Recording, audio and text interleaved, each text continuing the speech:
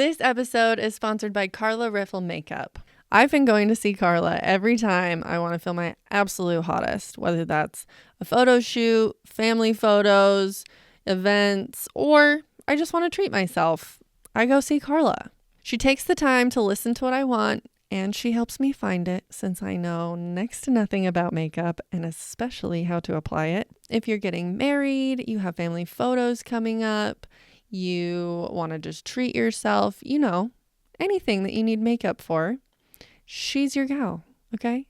She can help you get there. You can find her on Instagram at Carla Riffle Makeup and book through her email, carlarifflemakeup@gmail.com. That's KARLARIFFLE, carlarifflemakeup@gmail.com. Check. 1, 2. Hello. Son of a... You got it. That's us in the mic. Mike, yo, I need the beat. I need more beat. I think it's working. Okay. Yeah. You got the camera. Channel 1. Boom, Okay. boom, boom. All right. First guest. Season 2. Season 2. We don't really have a plan, and that's okay. That's how I've been moving through all of this anyway. So it's good. Sometimes it's good to improvise. It is. I loved when you were filling out the form, you're like, Chell, I don't know how to hype myself up. And I was like, well, that's literally my job. So No. That's okay. No, yeah, but I'm bad at that. That's why we hire people like press writers and shit to basically Promoters. just, yep. Hey, will you talk about me in a certain way, please? Because I can't. So, yeah. So if you're in PR and looking for new clients, Yep. Zac Ivie. Yep. What's up, NPR? We're here with NPR. I'm Ari Shapiro's voice actor, Zac Ivie. So we met when we were I was working at 4All, and you explain what you do and how you guys got acquainted. So in 2020, the pandemic shut down a lot of our jobs. With me being a musician, kind of put a stop to a lot of concerts.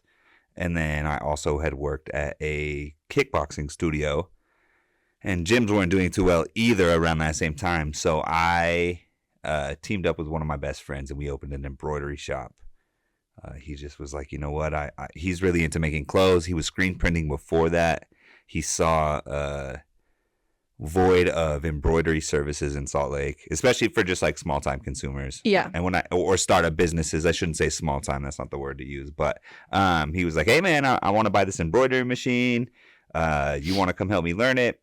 And I was like, yeah, but if I do this, it can't be like the screen printing machine where it's just like, we got it, we tried it, it was great, but it wasn't our thing. You know, I was like, we're going to stick with it on the embroidery machine. You wanted to put out good quality work. Yeah, we wanted to put out good quality work, and we most likely, or we just wanted to get over the hump and the phases of like like when you get a new hobby and there's that really passionate interest in it, it's so fun. And then after a while, it kind of dulls out. That feeling dulls a little bit, and it feels more like work. Yeah. Like I wanted to work past that initial interest of, wow, this is really cool. And like, let's get to the hard parts, and then let's get past the hard parts, because that's where we're going to be able to thrive and really succeed. Yeah, succeed. Make our clothes different.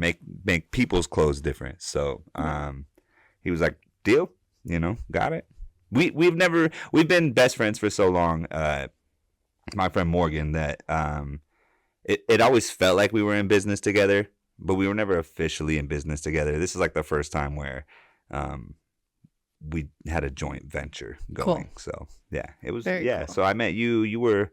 I was running errands, dude. You I were was just like coming to get a giant order from us for 4All. Yeah, this was a startup that I was working for. Yeah. And I think we were just trying to get shit done as fast and as good as possible. Yeah. And I mean, I really am. It's hard for me to turn down opportunities to learn and try new things. Yeah. And so Michelle and Jen brought me on to 4All, and I was like, dope, let's go. do this. Yeah. I'm like, I'll be dropping off orders and fulfilling things. So it was fun. Yeah. 4All, they're really killing it right now. They've got a really solid business going, and it's cool to see the part that we played in help maybe getting that off the ground or getting I some agree. items to them. I think that's fun. That's why we like doing this. So. Startups are the most fun, I think. Yeah. Like I started at a custom suit shop when I was like 22. Wow. I was running the thing. Yeah. Yeah, and the two owners were 27 years old. Taking the leave, didn't even know about suits or anything. Huh? Well, no, honestly, I was like, I went to fashion school. That's like Yeah. all the credibility I have for this job. Right. And then, which is more than, but I was willing to do the stuff that was necessary to do. You know what I mean? Like I walked in one time and all of our paper forms, because we only had paper forms at the time. It was in an old industrial building on Pierpont in Salt Lake. And water just came seeping through the inside, like through the brick, and just only on the folder that had all of the forms with people's measurements, their orders, everything. And I was like, I'm done. It just I'm bled gonna all walk the off a ink and cliff, everything. walk into traffic after this. So realistically, I try to avoid Pierpont Avenue at all costs. Yeah, except if you're going to Taylor Cooperative. Oh, okay. See, and Still plugging them. That's where we go to, I guess, maybe Park if we're going over to Soundwell to the rock shows. Yeah. But I try to avoid that place. It's just a mess. It is. Downtown is becoming a mess. I mean, it's cool that we've got things to do, but I don't get out of the house much. I usually don't even, like, it's weird to say this, but, like, unless I'm performing, I usually don't find myself at concerts as much anymore. Yeah, I haven't been to one in years, honestly. Yeah, well, thank you, COVID-19. I know. So what are you up to? You literally just went on tour, no? Yeah. We just got off tour with Greaves and Mouse Powell, which was a blast. Me and my buddy Dumb Luck did 2 weeks with Greaves and those guys, cool. And it was just fantastic. Just that's why we're in this. You know, that's one of the main reasons that keeps us going and writing is for like opportunities like that and to get in front of people who've never heard us before and then talk to them at the merch booth and really develop new friendships and new listeners, new fans, new people who rock our t-shirts in their home cities that we've never even been to. So right. It was cool. And for Greaves and Mouse Powell to set that opportunity up for us was also an honor. You know, I really felt like a part of the team as a whole. We were traveling. Just a tag along. Yeah, not just a tag along act. You know, sometimes it's like you will show up to certain shows or whatever. You don't feel like you're part of the show. You feel like you're maybe the opener. You know, and on this one, we really got to know Ben. We really got to know that's Greaves' name. Good. And we really got to know Mouse Powell and the rest of the team. And so. Dumb Lucky though for keeping it professional, you know, us for just kind of doing, I mean, the things that we really wanted to do anyways. That's kind of what put us in good graces with it. I feel like we hung out at the merch booth 99% of the time. We would get on, we would do our 30 minutes, we would get off, we would head right over to the merch booth instead of maybe wanting to go backstage and kind of party a little bit or hang out with them and kind of get to know this dude that we've grown up and listened to for a while. So instead of bugging him or being in the way, we just hung out at the merch booth and met the people who might want to bring us back to their city. So well, that's awesome because I mean, I've been to so many shows, big and small, and I feel like I always enjoy the smaller ones more. Yeah, because you get that sort of contact. You get like.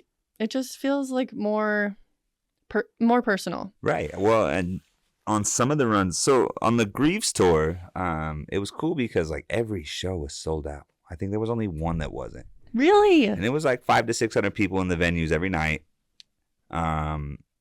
And our merch did really well. You know, like I feel like we as a team did really well. So therefore, the merch is going to do well. And the people in those cities like Colorado Springs or Fort Collins or Boulder,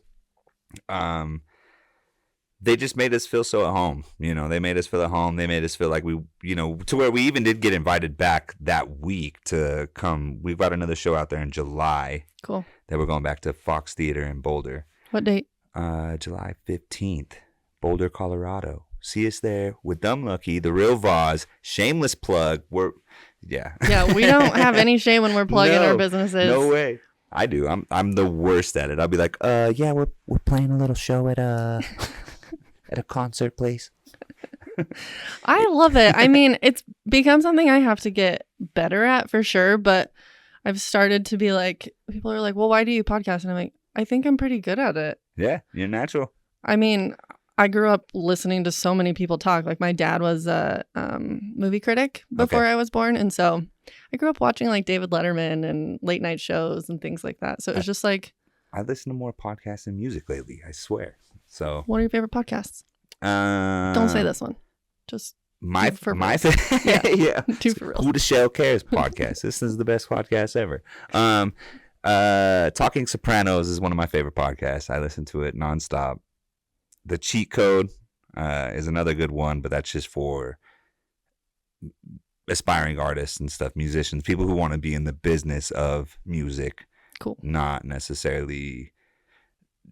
Yeah, it's not like a music theory class or anything like that. It's like a business class on music. So I really like the Cheat Coders. I'm a huge Sopranos fan, so Talking Sopranos is probably up there at number one.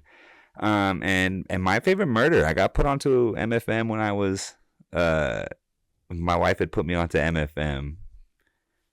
Oh man, 2017. And at first I was kind of like, but it was like a road trip podcast. Absolutely. It was a road trip podcast, even to where like when I was touring with Master Ace and Marco Polo were on tour with us, and they'd all fall asleep in the van and I'd be driving. And so I'd turn on a podcast. Yeah. And before I left, Marco was just like, hey, yo, what was that podcast we was listening to with them two girls talking about the murders? I was like, oh, my favorite murder. I was like, shouts out to Karen They're and Georgia. funny as hell too. Yeah.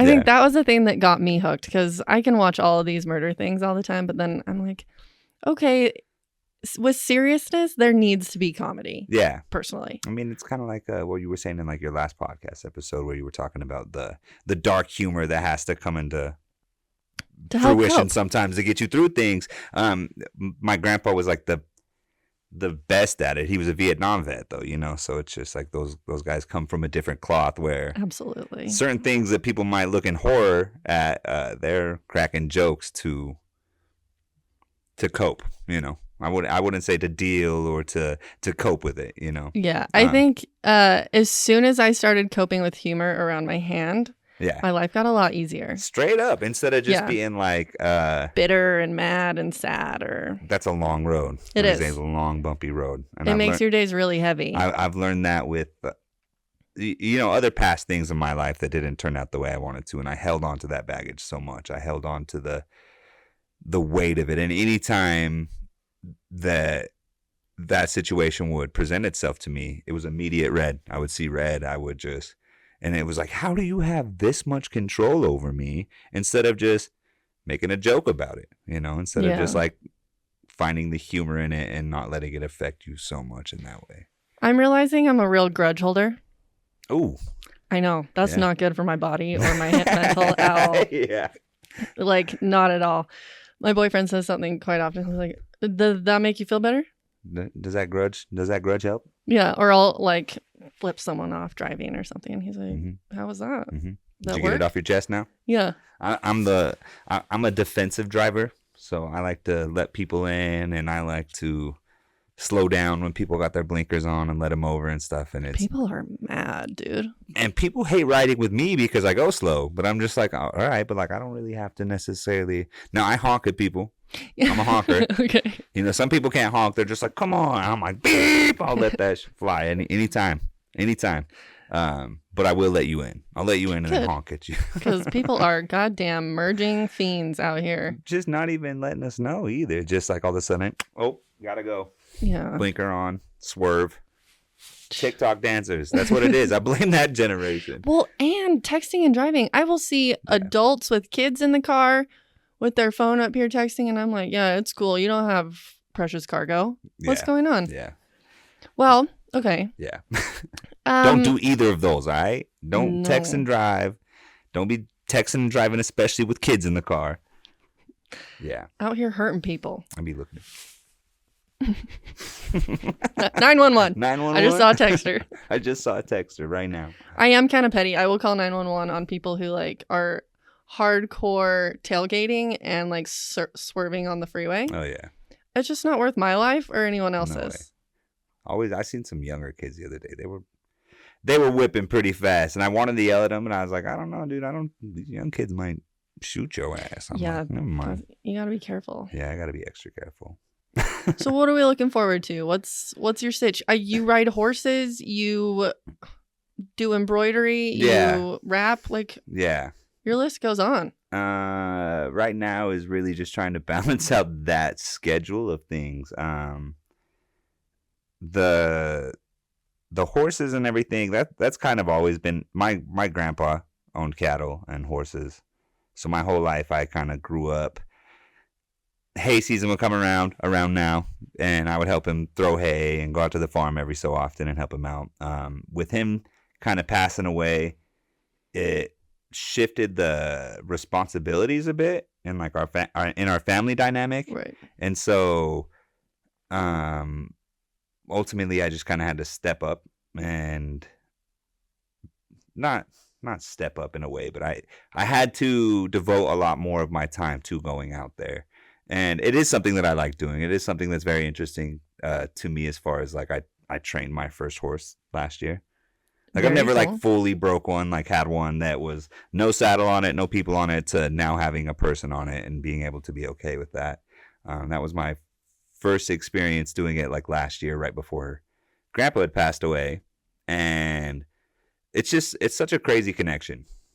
Training dogs or training just any other animal, I'm sure they kind of get a similar feel, but this animal is it's a lot bigger, and so it's a lot more of a like that just sits on your mind. You know, you could get ran over, you could get kicked, you could get thrown off, you can really hurt yourself. Even to where like as of 3 weeks ago, my uncle had gotten thrown off one that was like broke. Like my grandpa had rode him for 10 years. Never bareback, but my uncle tried to get on him without a saddle and got thrown off and broke 3 of his ribs. Like landed on a feeder. Yeah, like just didn't. You can't really pick where you go once you get thrown off. Just try not to go under the horse. Yeah, unless you definitely try not to go under the horse. And a lot of these horses are good. They'll try to get away from you. But yeah, like those accidents can happen. My grandpa had an uncle who was killed on a horse. Got hit by a car. Like the horse got scared, ran out in front of a car. No. So, it is one of those things that you have to kind of keep in mind when working with these animals.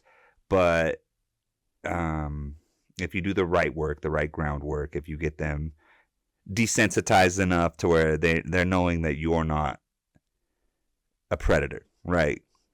Because that's what they think we are. They think we're predators, so they're just trying to. Historically, we have been predators to them. Yeah. I mean, I just watched The Mustang. Yeah. Cried my whole face off. It's fine. Yeah. But like, I've always wanted to do, is it equine or equine therapy? Equine. Equine? Yeah. And I've heard great things about it. And I used to like spend a lot of time around horses. Like a family or a friend's neighbor had horses and she'd let us come. We were just little. So it was like, be very careful. Yeah, like we were just brushing them and like feeding them mostly. But I noticed from a very young age that they're very receptive to our emotions and things like that. Yeah. Was that like going, and that was an already broken horse. So like going from building its trust to actually developing that relationship, did that help you? In ways? Tremendously. There were days where I have, and even still today, like I have my bouts with anxiety. I have my own troubles that I go through. And so, but I have noticed when I go out there, 2 things, they're going to feel it. Mm-hmm. My grandpa used to always say, if the horse can feel a fly on its ass, it can feel when you're nervous. It can feel when you're tense. Yeah. And so absolutely, when you go in there and you have to learn how to control your calmness, and you can't speak the same language as them. So you have to kind of find a ground level of the way we kind of learned to do it. People used to break horse. This is why it was called breaking, is because they used to kind of just break their wheel down, the way that I train and the way that I was kind of taught to train is it's a pressure and release. It's making doing the wrong things difficult in a sense of like, if they want to move away from you, just drive them. They're herd driven animals. The pack leaders will push the herd and make them run. And so, And then when they're doing the right things, leave them alone. Give them some space. Give them some room. They'll want to come over to you eventually. They'll realize that being next to you is probably easier than Right. running away or whatever. Instead of like the aggressive, like with my dog, I've always just done positive affirmation. Yeah. Or positive reinforcement. Reinforcement. Yep. Yeah. Yep. So similar. Yeah. Instead of beating on them when they're doing the wrong things or whatever, it's just like, and that's what there's a difference between, I guess, training horses and training mules or donkeys. Okay. And we own mules. Mules are half horse, half donkey. And they can't produce their own, right? No, they're sterile. And they live for like 30 years. This is like a long-term commitment, but they're a little bit more hard-headed in the sense of like they're not scared of you. Like they may be a little bit fearful or whatever, but like you're not gonna beat on them. Like Right. they'll just hold that grudge. They'll come back and basically get back at you later. Okay. Yeah. So it's always positive. You know, you wanna just pressure. Okay, you don't want me to be by you, then come on, keep it moving. And when they stop or when they do the thing that you want them to do, it's all about just releasing pressure. Right. And I feel like in a way that's kind of how life is in general. You know, we always want to kind of hang out in the comfort zone. We want to be in the comfort zone instead of be where the pressure is, but you flourish by learning to maybe even deal with some pressures. For example, the flag or the scary blanket that you're going to throw over them, right? Like you realize that things are probably a lot harder in our head than just going through them sometimes. So it's like you get this being a small business owner. It's like the 0 to 1 is the hardest, right? Oh, You're yeah. just like, I just have to keep making mistakes and then I'll get there. Exactly. And that was kind of what we learned even with first getting the embroidery machine. Is like, oh yeah, this isn't just some plug and play type situation. This is definitely there's an art form to it. There's a method to it. Every garment is different, just like every horse is different, just like every mule is different. Every life situation. Every boss, yeah, exactly. Every gas pump that you go up to is going to be, some gas is going to be $2, some gas is going to be $3. And so it's just finding the way to push through all that. You know, I feel like us as humans we don't give ourselves credit. We don't give ourselves credit for, and this is one thing I learned growing up boxing and competing boxing is we're not made of glass. No. We think we are sometimes. We think everything's feels like something's going to happen. We're going to shatter. It's going to be over. It's the end of the world. But we power through, you know. We get a little bit of rough and tough on us. And yeah. So. I just filmed the first episode of this season just by myself yesterday. Right. Because I wanted to do like a little update of like what's been going on. It's been like 6 months. Right. And it seemed to be like at the beginning a list of like shit.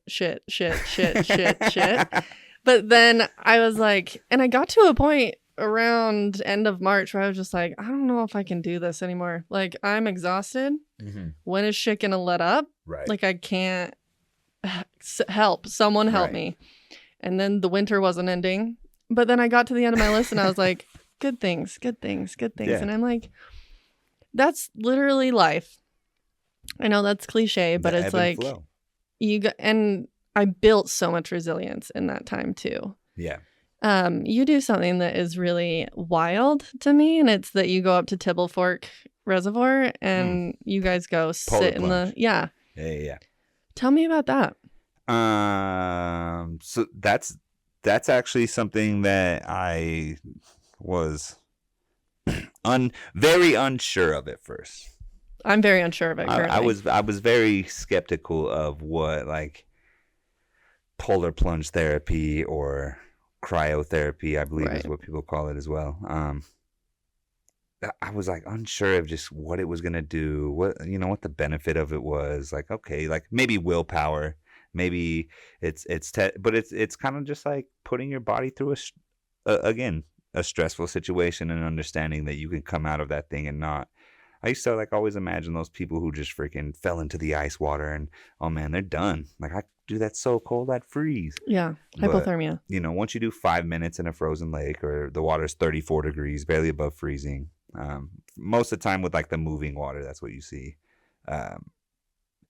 you do 5 minutes in that, and you realize like your body will definitely go numb. But you're not made of glass. Your body is cool. It's designed to adapt and regulate its temperature itself. Yeah. I don't recommend going into a place like that alone or whatever. Like, always have people with you who can kind of help monitor things. Don't sit in it for an hour, but people have done that. People have conditioned their body to sit in ice for an hour. The human body is an amazing thing as far as just from what I've observed, but I wasn't really super sold on the idea that it was going to affect my mental health as much either. Okay. Tell me more, because I have heard that it helps increase your serotonin or dopamine. I believe dopamine. Okay. And because it's like a shock to your system, right? Yeah, so you're shocking one of your largest organs, your skin, right? Okay. So, the first 30 seconds or so are probably the worst.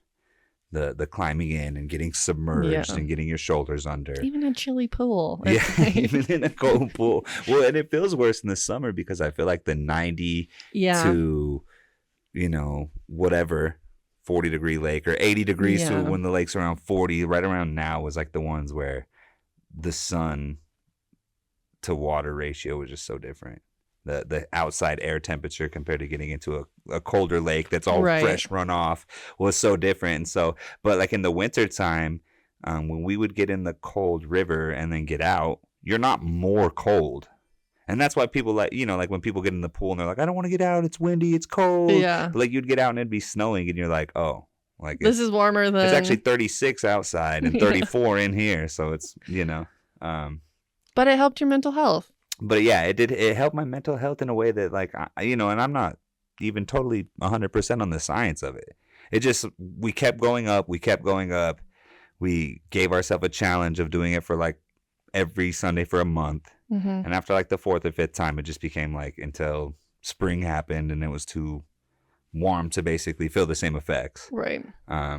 When you were going with a group, so that's got to be kind of fun too. It's like this group of friends. At first, it was initially just my wife's side of the family. So like all of our siblings over there.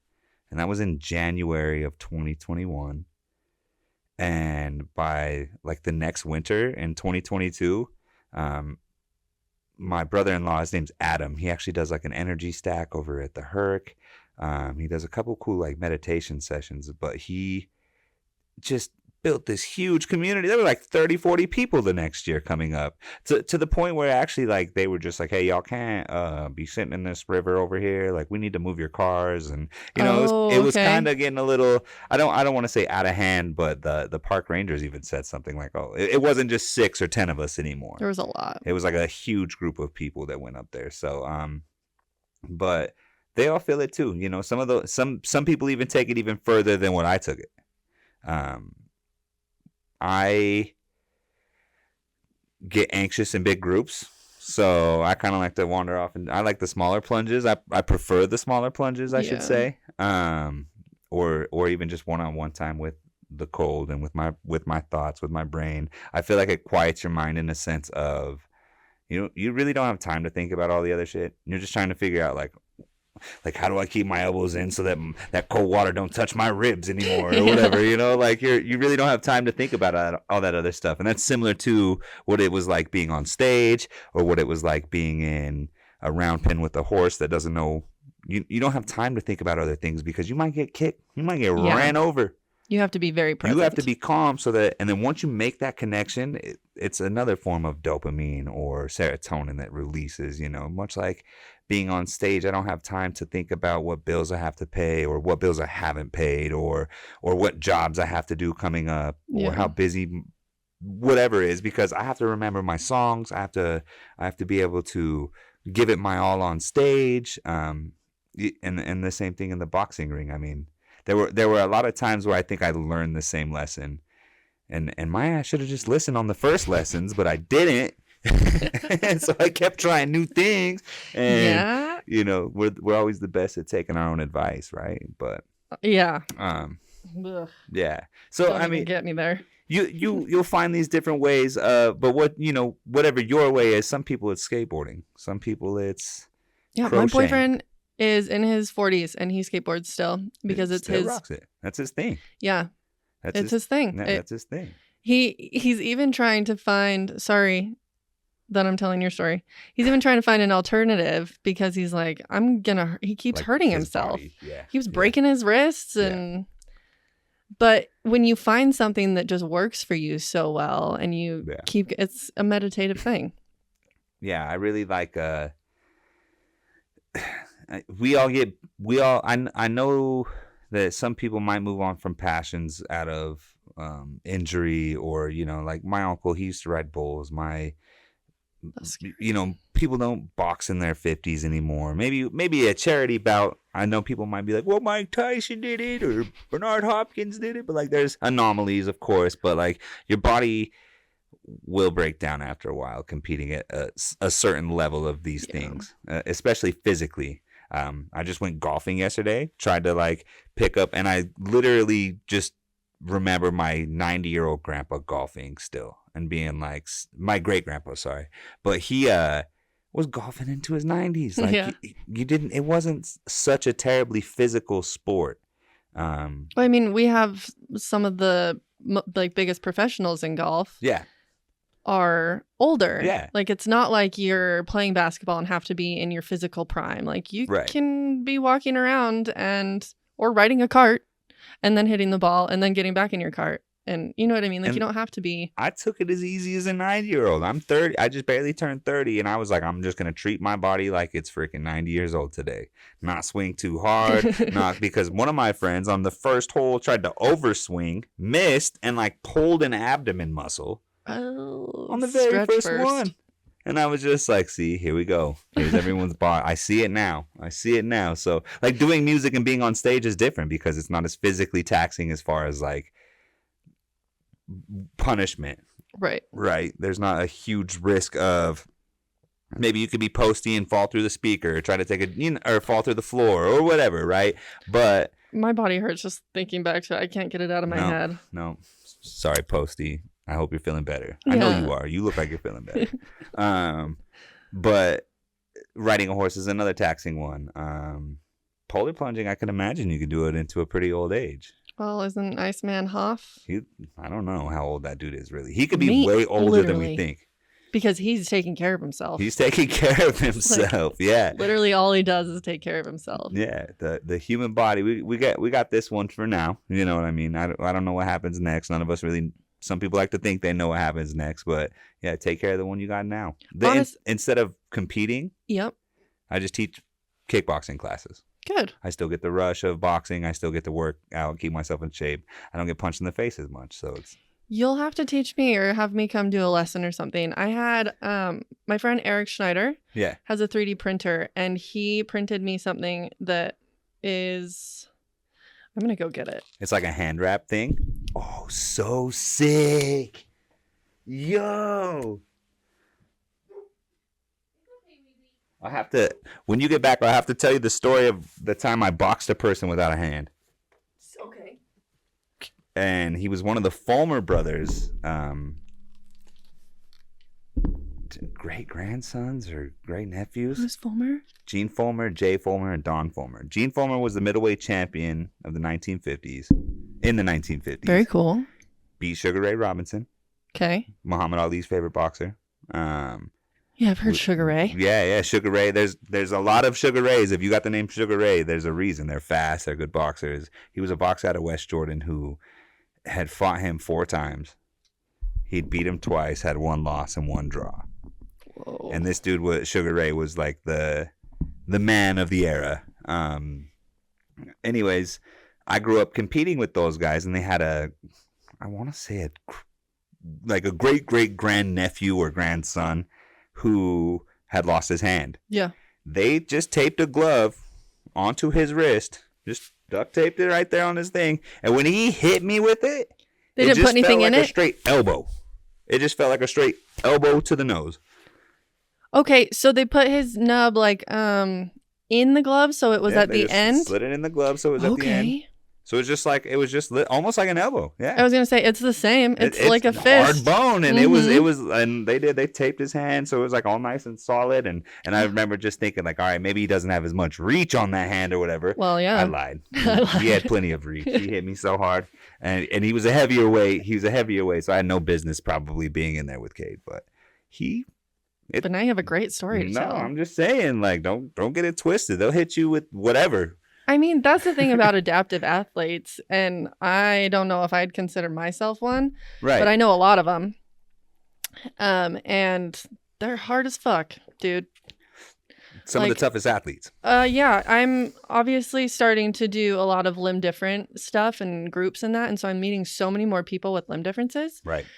And I'm just like, I have a digit on my hand, and so I can hold things. Yeah. And do stuff like that. But like, I think I even take for granted having one finger versus having a nub. You know what I mean? Like, yeah. And they're rock climbing, they're doing yoga. Like, these people are amazing. Boxing, doing whatever. I mean, just as capable. Yeah. Just as capable. People with no legs skateboarding and doing it way better than I was able to even try to skateboard. And that's the thing. It like literally doesn't matter what your abilities are. If you put your mind to it, you'll find a way and you can do it. Yeah. And you're just going to do it differently. And it probably gives them, and I feel like it's not letting those challenges physically get in the way of chasing that dopamine rush or that serotonin rush that we're talking about. Like they find what they love doing and they're going to do it no matter what. Like, well, and I grew up not seeing anyone like me doing stuff. And so I just didn't try a lot of things. Yeah. And I'd make excuses or be like, nah, that's probably really hard for me or whatever. And then now I'm like, oh, there's so many options for me. Yeah. Like this. So Eric has a 3D printer and he 3D printed the shit out of this cool thing. And it even has like a divot for my finger to go in. Just fits perfect. Yeah. And I have like the bottom of my palm here, which there's still support. Helps me. Like it's almost like a shelf in a lot of ways. So if I'm holding my phone or whatever. But then I just wrap around this so that my finger doesn't overextend and hurt this. Overextend and tear things. That's, I mean, guards, equalizers, people will call them a bunch of different things. Yeah. Yeah. And I think I boxed once or twice and I was like, that's hard. I don't want to do that. Taxing. It is so cardio taxing. The people who used to come into the gym who had every other tool at their advantage. I mean, they were strong, they were muscular, they maybe had reach, they probably didn't have to drop a lot of weight to make weight, all they had to do was get on a treadmill. All they had to do was just run. And you could tell the difference in people who had the wind, the wind for it, and I guess the chin for it too, because nothing can really, if you get sick or if you get hit, it makes you nauseous when you get close to being knocked out or dazed. Like it's almost like you're gonna pass out. Like you get that nausea rush. You're like, I don't know what to do. Yeah. I get that when I'm working out anyway, though. Yeah. Yeah. Same thing, but worse. Yeah. Your body goes like warm. And the only time I've been close was I ate a headbutt really hard. He was just ducking down real low and stood up fast, and I was over the top of him, and I felt my body go warm. I was like, and so I had to survive the round and like basically make it back and take a minute breather to get back into it. Amateurs is nice because it's so fast paced. You're 3 rounds and then you're done. So, but it's 3 rounds of constant, just go, go, go. So you want to make sure that your cardio can at least make that. I don't know how the pros do it. Me either. I mean, they're obviously, you can see their bodies are built for it and trained for it, but just conditioned for it. Yeah. Do you have like a good amount of women coming in because it's something that could be empowering and like help them feel like they could protect themselves? My studio that I taught at before the pandemic, before they closed down, was like a 20-to-1 girl to guy ratio. Okay. So many just strong chicks who could just and we kicked too. So they could throw kicks, they could throw combos. I mean, some people who took it, I should say, a little bit more serious in the terms of like I always teach like how I was taught when it comes to throwing punches. The place I taught kind of had like a chain gang feel to it initially, where they were like, oh, well, this way is the best way for working out. And it's just like, you'll feel the workout even if you're throwing it correctly. Yeah. So there were still some people kind of stuck in that world. Most of them weren't, though. Most of them threw. Most of them threw really hard. And it too, even where like I was like, can I bring in mitts? And they would let me bring in my mitts. I mean, it was all bag work, so it's kind of hard to get the feel for certain combos. As soon as I brought in the mitts, though, yeah. First time I got my nose broken was by a girl. Nice. Her name was Lauren. She was a 2-weight class belt holder out here, and she was a grown woman. I was a teenager, but we were similar in size. Okay. And my coach at the time at the Fulmer's gym, his name was Superman. We all called him Superman. He was like, hey, you're going to spar with Lauren today. And I was like, you want me to get in there with Lauren? And he was like, yeah, you're going to get in with Lauren today. And I was like, okay. And another one of our friends, her name's Monica Flores. She's actually a national champion. She just won nationals. She kind of was like laughing, shaking her head because I was looking at her like, all right. And I stepped in there. And within like the first 30 seconds, she just had shattered my nose. She came in with just 2 straight punches right down the middle. I'm bleeding all over. And I'm kind of like running backwards and stopping periodically to punch her. But she was so much better than me that she just let me have it. So for 3 rounds, I ran a marathon and tried to stay away from this mean chick who beat me up and broke my nose. Like Nacho Libre, you just kind of run I would just run away and, stay off of me. And she wasn't. She was like a robot. I got home and my mom was like, oh my God, what happened? Are you okay? I was like, yeah, this girl was so mean.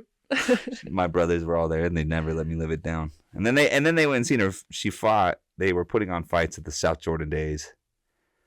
And they watched her fight up a weight class, like fought a chick who was big, just strong looking, freaking 6'5" Amazonian woman. And hell yeah. This girl she got beat. Lauren just went after her, smaller than her and just up in her face the whole time throwing. And it was just like, and I said, I told you so. I told you guys so. Like, I've been in that you room thought it with was her. me? I was like, see, I knew it. I knew it was coming. Damn. Yeah, so they had some more respect after that, I guess. But we had great like girl champions out of our gym. We've had a mix of great champions out of the Fulmer's gym that have gone on to do other things and move on to other gyms and stuff. So the Fulmer's was great because it's all nonprofit. Oh, cool. They never took a dime from any of us. They just asked that we registered for USA Boxing, which at the time was like $60 a year. I think it's like $85 a year now. Okay. That just registers you as a amateur. And that was it. Stay in school, get good grades, don't smoke, don't drink, show up to the gym, and you could be on the team. But they would never turn anybody away. Even if it was somebody who maybe even did all that stuff and came to the gym and needed a place to spar and learn the art, like they would never turn anybody away. That's cool. The only time I've seen him maybe get like that is if people didn't want to box and they wanted to fight and headbutt each other and blah, blah, blah. Like if you're going to make this gym not a place other people want to be, that's one thing. Yeah. But if you're just here and you're a little different than everyone, come on in. Come on in, yeah. And they were the best. They were the best. And that's really when I decided to take I joined Poetry Club my junior year. And was writing rap verses, essentially my version of poetry. Right. But it was so different than the slam poets that I was around. And at the time I was boxing, I'd boxed from 7th grade, summer going into 8th grade. I got bullied when I was a kid. I was like, I'm not going to let this happen. I'm going to join a boxing gym.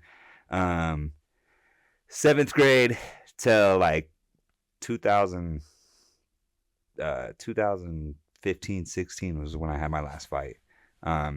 The coaches had all passed away, and the gym had just changed so much in a sense to where you kind of rock with people. They're your boys, and then once that happens, you're just kind of it's not the same. Yeah, it's just not the same. And respect to Teddy and Nick, who still keep that gym alive and the legacy moving forward. Cool.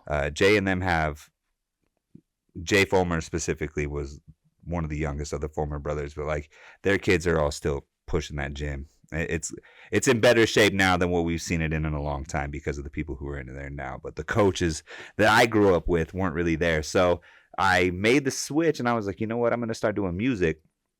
And I told myself, I was like, but if I stop competing and I do music, I can't quit something else that I love. Right.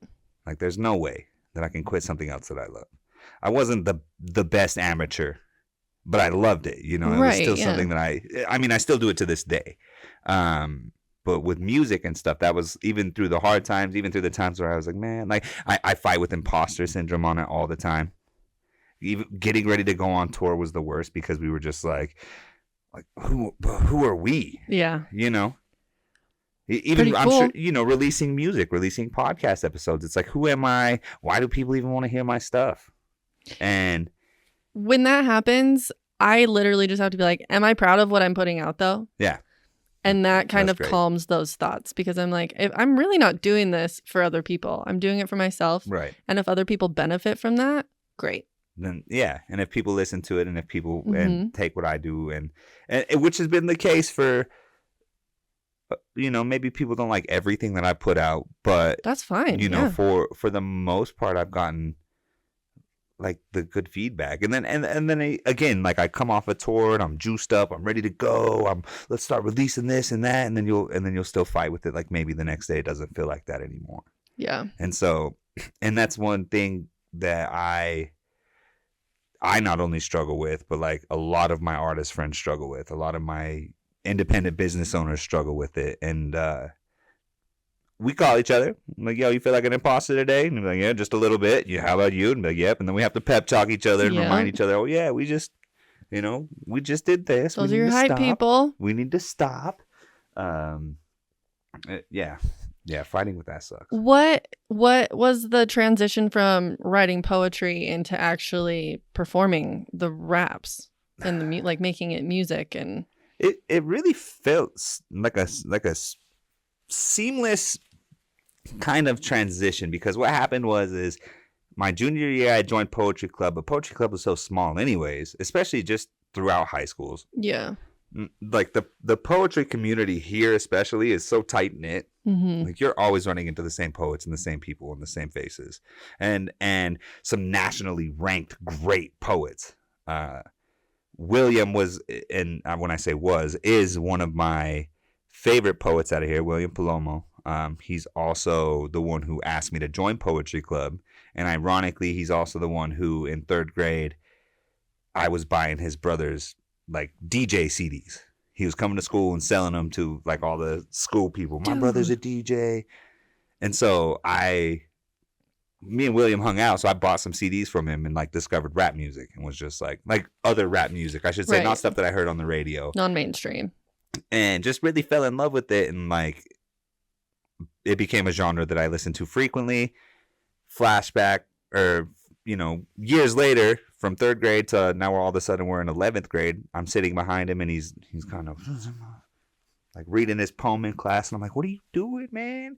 It's like, oh, this is for Poetry Club. I was like, oh, there's a Poetry Club here? I was like, and he's like, yeah, you should come to a meeting. And I didn't say no. You know what I'm saying? I wasn't like, oh, that ain't for me. Right. I say, yeah, let's go in. Let's go check it out. And I went and sat in it.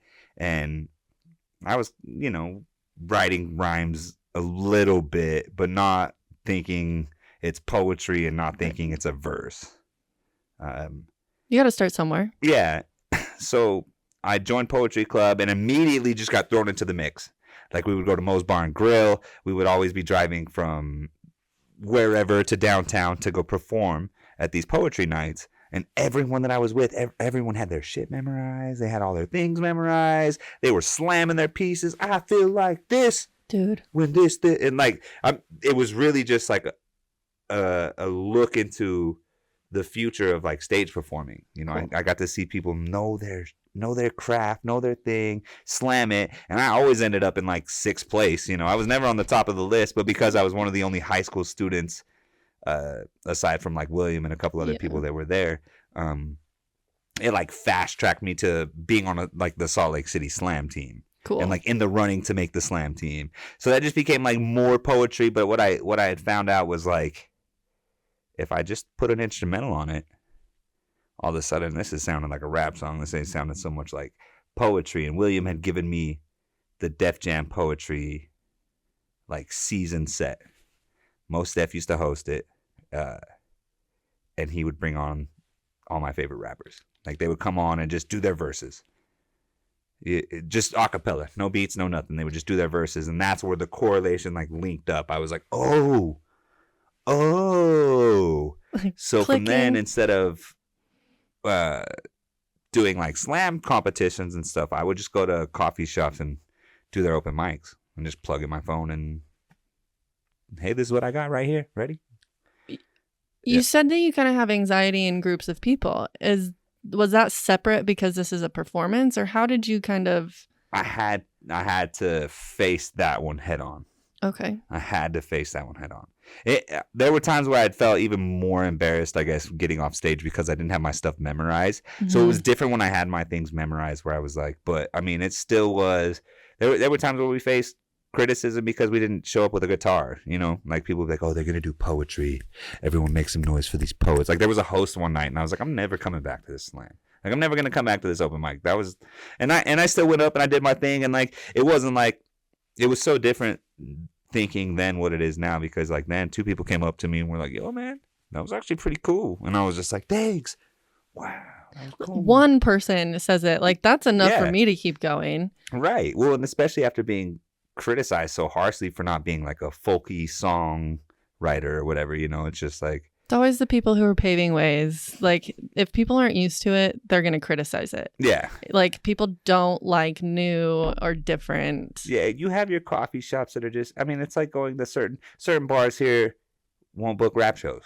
You know, certain venues here won't book rap shows. Like it's just not they're a metal bar or they're a rock bar or they're demographic essentially. Yeah, other places don't necessarily like booking rap shows, but they'll do it every once in a while if and so I get it, and that's kind of what I felt like we walked into there. I felt like we walked into a place where the open mic was known to have like singer-songwriters, not necessarily even singer-songwriters, but like guitarists. Acoustic emo music, we'll call it. Like acoustic emo music. They were trying to do I love Mayday Parade. Huh? I love Mayday Parade. So, if it was you Mayday Parade, kudos on the career. But no, I don't even know. This guy was just a dude who worked there, and maybe he does something, but I mean, I'm glad that I didn't let that deter me from moving forward. I am too. Because it was rough. I faced those situations where it was one of the first coffee shops that I had shown up to where I was like, I don't know if I even want to perform. Not that I'm forcing it, but like they give you one poem, so I'm gonna go up there and do one song and then walk off. And how I kind of got over it when I say face it head on is I used to go and sign myself up first. So then I was just the expectation, you know, like I was either here and the bar was going to go up but I'll be damned if like somebody came up and wrote a good piece and then let me go on like later. I figured I would just be the opener for everything. Here, let me just break the ice real quick. So about how many performances do you think that took it to be like, all right, I got this? Like or you still probably get jitters. I wouldn't say I get the jitters now. I don't feel that so much anymore because it's like I know what I'm doing now, right? And that really stems from it. I would say it lasted from, so my junior year was 2010, and that seems like forever ago now that I'm saying that out loud. Holy crap. So my junior year was 2010, and I had probably performed my first year performing was like my first actual rap show with a set was 2016.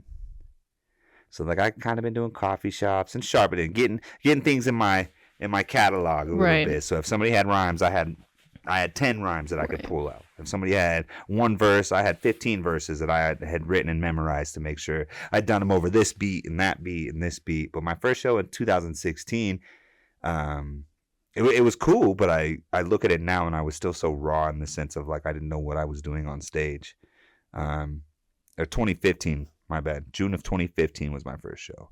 And the first year that I like got booked for that show, we only did one show that year. And then the next year we did like 3. And then the next year after that, it just kept moving. Yeah. So 2015, 2016, then 2017 came around. And I had actually gotten an opportunity to go on tour with Zion I and Mr. Cool. Lift and Acrobatic. Yeah, and Zumbi, justice for Zumbi, by the way, was a big mentor when it came to just giving people that energy every time. Whether it was 20 people, 200, 300 people, 1,000 people, it was the same set. Never changed. And I got back from that tour and I got home and people were just like, yo, like Salt Lake City was halfway through the tour. Okay. So I just picked them up here.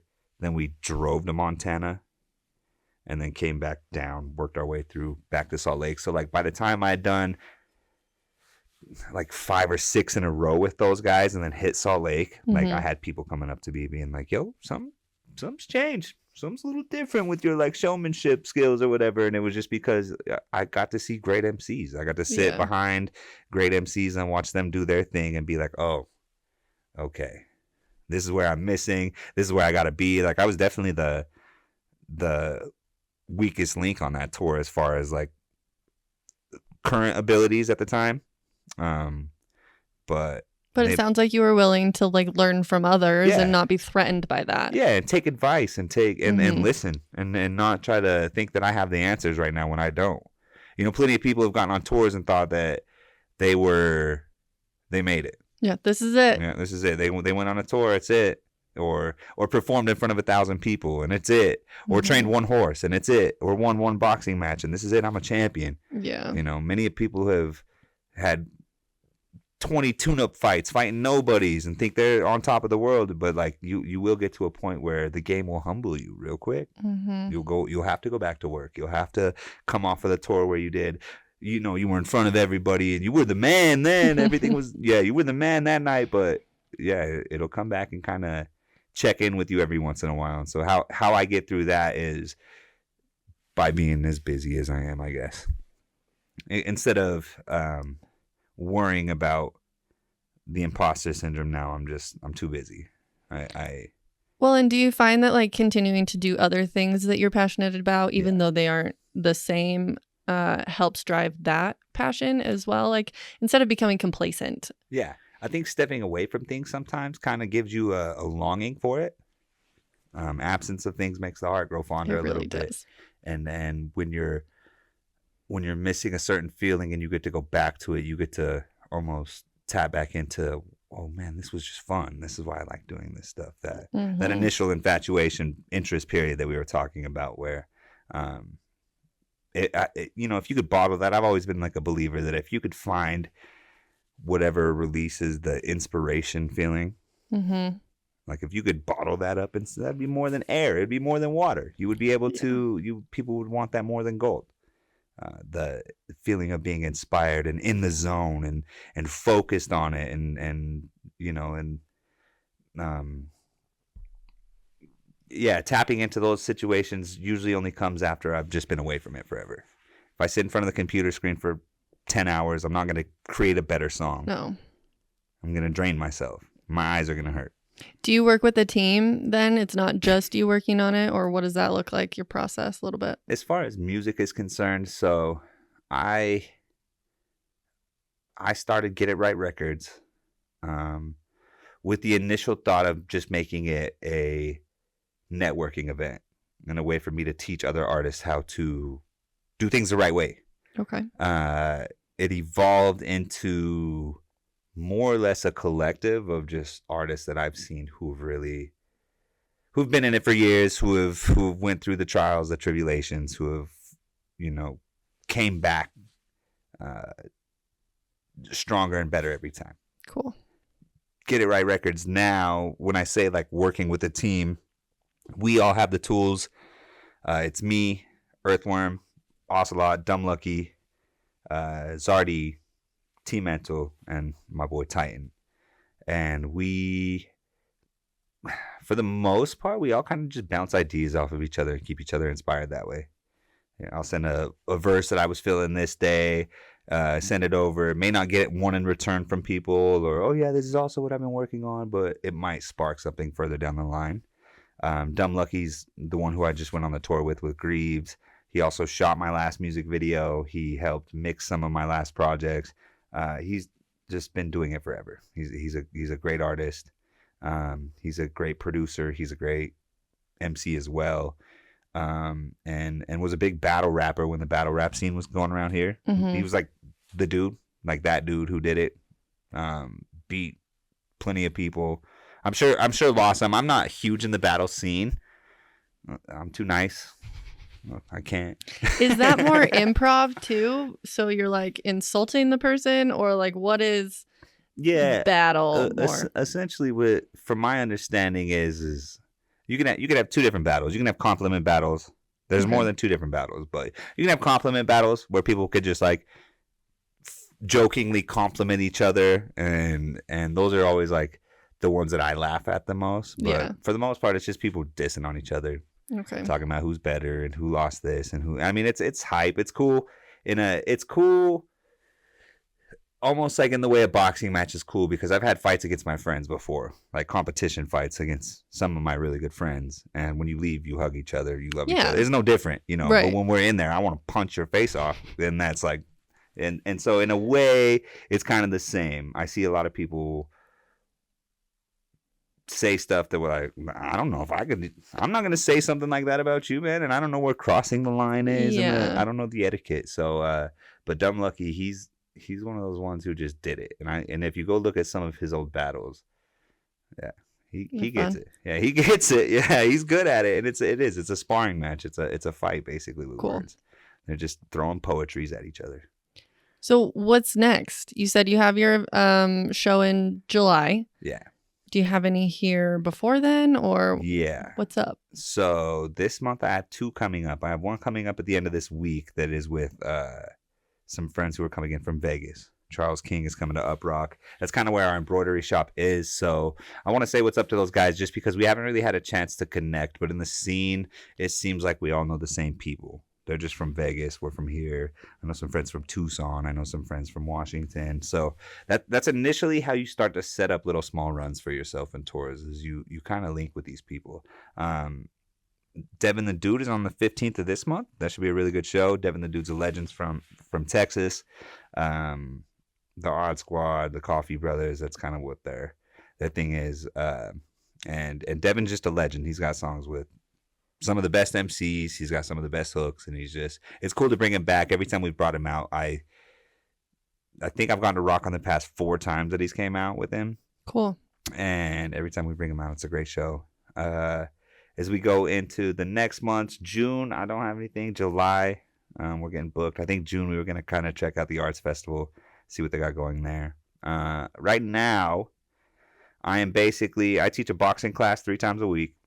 I teach 2 times a week. I teach students at Spy Hop, the Resonate course, which I teach them how to rap, how to work around the music business, how to be stronger vocalists in the booth, how to turn on one of these, how to use a mic. So can I come to one of those? You can come check out a Spy Hop class. So they're for high school students specifically. Mm-hmm. It's an after-school program for high school students. It's completely free. Cool. They're working on their project right now, which is great. This young producer is killing it right now. T. London, you're the man.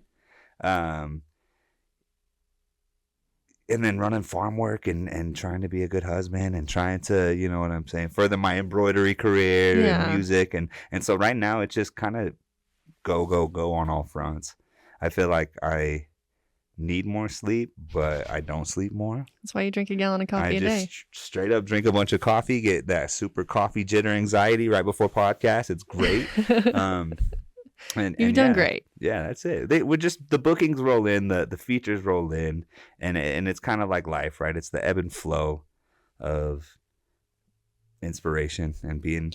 Yeah. I give myself, if I'm not feeling like making music today, I'll go work with the ponies a little bit more, or I'll go, teach a boxing class, or dive into my other things that I love doing. And that's, I ask the universe for that. I ask whatever the powers that be are. I was like, I want to do what I love and be able to support myself doing that. Yeah. And I feel like sometimes I'm doing that. We're getting to do it more as time moves on. But initially, you got to get through the hard part. And staying consistent. Yeah. That's the hardest part for me sometimes Oh, because I do ebb and flow, especially creatively, like you just said. Mm-hmm. So it's like, well, I don't want to do that today. And then it's 2 days, 3 days, 4 days. And I'm like, oh, okay. I You need to come miss back. it, you know. I should probably Mhm. start to write something. I get on myself all the time because it's just, I didn't write anything today. Looks like I'm not freaking what people thought I was, I guess. I'm not a rap artist or whatever. I'm not a hip hop artist out here because I didn't write a song every day or It's that imposter syndrome. yeah, and you deal with it. You go through it. I mean, astronauts don't go to the moon every day. Dude, no. We've That, gone Elon. once. Yeah, right. You know, astronauts don't go to space every day. Yeah. You know, they're on Earth for most of it. And are they any less of an astronaut? Are they any less of a no? No, that's a good point. I never thought of it that way. You got to take the time to create, and then you can and show then it. be that. Yeah. Well, So, cool. Well, that's thank it. you so much for being on. Before we go though, give us your handle, your website. Where can people find you? At Zac Ivie, ZACIVIE on everything. Except for Twitter. I don't use Twitter, so there's no sense in following me on Twitter. And then Get It Right Records. That's right with the W. Get it right. And I'll put all of this in the episode description too, so people can reference that. But put it right here. and in the graphics as well. Yeah. But yeah, those are the places to find me, or just find me at the next show, wherever it may be. You might see me somewhere. Come up and say hi. Yeah. I really like meeting new people. I meet new people every day still, which keeps us going, which helps keep this going. Yeah. And things like this too. Yeah. I was so excited to have you on. I'm still excited. You're so cool to me. Honestly, here's the hype part. Because we met like a year and a half ago-ish, something like that. And I've been following you on social media and seeing all these cool things that you do. And I think there's some people that just stick out to me that like, I feel maybe I can, we're kind of in the same realm, I guess. Cut from the same cloth. Yeah. Or like someone who's creative and like constantly trying new things and like just putting themselves out there ultimately. And I think that that's something that's inspiring for me to see because it doesn't really matter what people are doing. If you see people doing things that they love and care about, why am I not doing that? Why am I not doing things I love and care about? Right. You know, so that little ripple effect that you have, even just on social media. Thank you. Well, if there's one thing that I could, I guess I could say is just that, what else are we put here to do?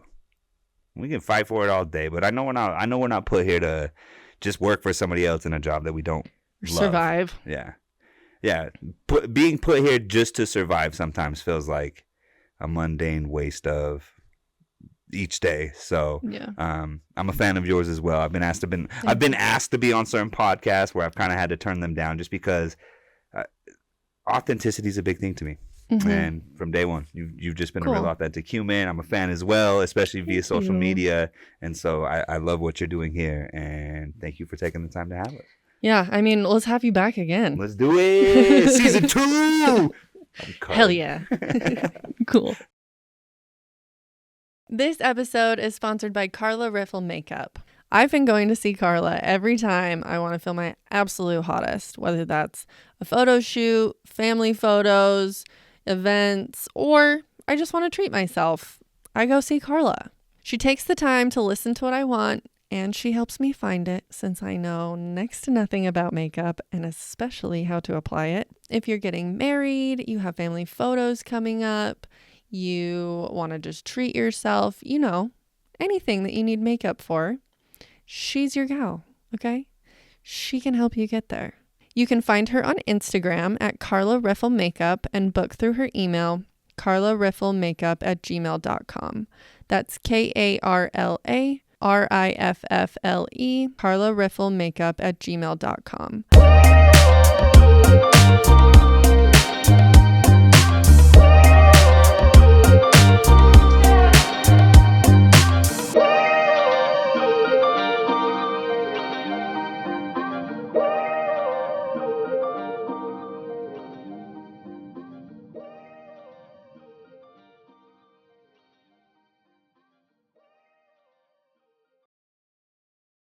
I get scared sometimes. I forget she's here, and They're then like, I'm she'll sorry, just like I turn didn't on. catch that. You're like, what? I didn't say nothing. You're like, mind your own business, Alexa. Shit. Jeez. Mind your own business, Alexa.